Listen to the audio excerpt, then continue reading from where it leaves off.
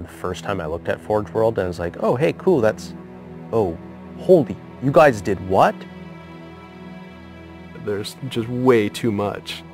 You can't keep it all in your head at once. It was so beyond our production capability. We were just like, you know, that's crazy. We can't do that. I couldn't stop the artist who started creating it.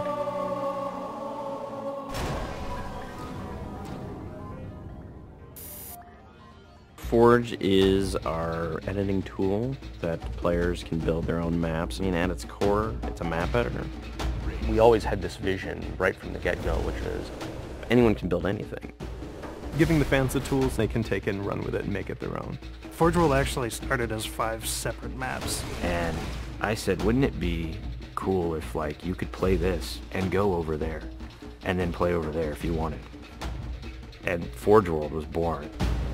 There were a lot of people telling us that, no, you cannot ship this as one big map. We have this awesome new automatically generated LOD system called impostering that makes objects that are really far away really cheap to draw. We're pushing what we can do with the Forge budget, so that lets us have many more objects up on the screen at once, which lets us put more objects into Forge. Interesting to take the Banshee or Falcon out for a spin in Forge World, because it actually takes a while to get from one end to the other. The second you come into this space, you should know that you're on Halo.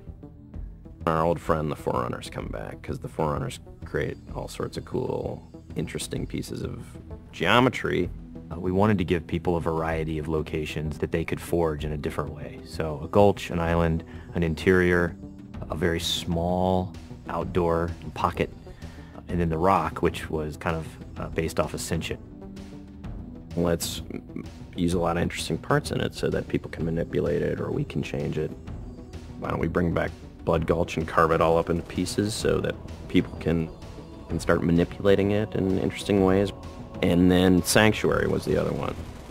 The Cage and Paradiso, that's just Chad and I playing with the map editor and actually building cool maps within Forge World. I mean, we were doing that exactly how the fans would do that. we definitely looked at what we did in Halo 3 and said, what can we learn from this? It's one thing to build just a stunning amount of map variants, but like nobody was expecting Forge art, I don't think. Like that was just a completely, whoa, what? The Rube Goldberg machines, yeah, those are everywhere. In Halo 3, it was cool that you could move things around, but it was still kind of clunky. And we're like, we have to make this better. What are some of the tricks that the community is using, and how can we make those not be tricks and just make those be tools? We took that stuff and made it like a real feature. There's normal, phased, and fixed. So normal is like Halo 3 style, you know, it bumps into stuff when you let it go and it falls to the ground and moves around and stuff. And fixed is the same thing, except when you let it go, it stays exactly where it was. And then phased is the coolest because it means that while you're editing the object, it's not actually interacting with the environment. You can put it through a wall, you can put it, you know, through other objects. Which changed everything for Forge, like immediately. It's much easier to build a Forge space. There's snaps and rotates and degrees and units that you can move things. You can be very precise.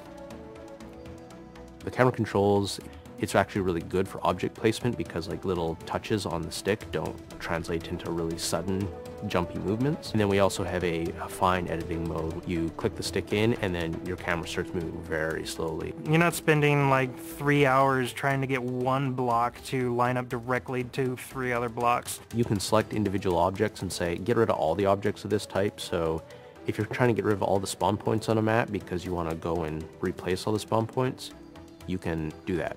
You can do custom colors. You can take these Forge pieces and say, hey, that's blue. So the blue base can truly look like the blue base. Reach's expanded sandbox includes new things like, you know, jetpacks. And if people want to build some sort of 3D map and really make use of the jetpack, they can do that now. Custom game options and Forge go together like peanut butter and jelly. You're able to do things with game types that people might not even expect. My favorite example is King of the Hill, where the warthog is the hill.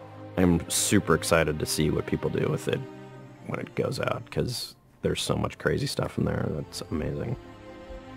We are shipping maps on the disc that we made in Forge ourselves. So The tools are there. If you have the time and the talent, you can make it. The community is just going to outstrip us and spank us.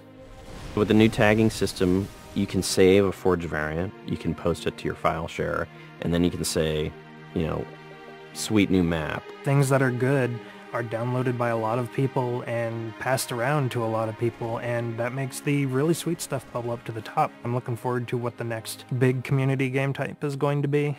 We realized that Reach was our swan song to Halo, and what better way to do that than to let people do what we've been doing all along, which is creating new cool maps. It's nice to go out with a bang, and this is a pretty big one.